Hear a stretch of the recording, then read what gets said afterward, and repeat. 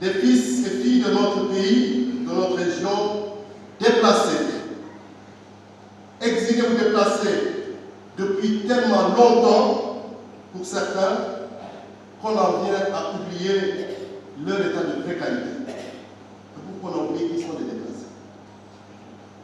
Ils ont eu des enfants, peut-être qu'ils ont eu des enfants, ils oublient qu'ils avaient un village quelque part. En pensant pour ce Noël à tous ces exilés déplacés, je pense aussi à ceux qui les accueillent.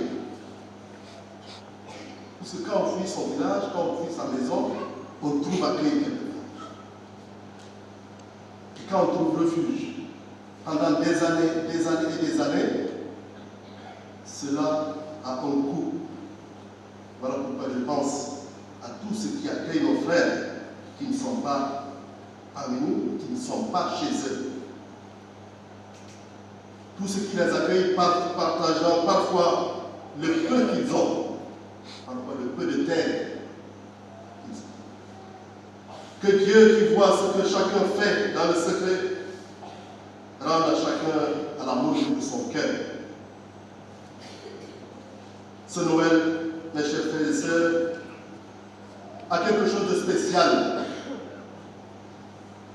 puisque après le grand jubilé de l'an 2000, l'Église, tous les 25 ans, fait un jubilé.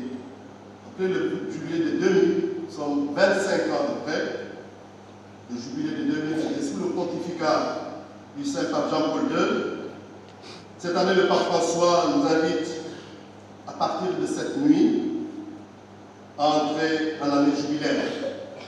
Un jubilé mis sous le signe de l'espérance. L'année jubilaire dans la Bible est une année de remise de dettes. Celui qui a endetté, ses dettes sont effacées. De libération des prisonniers.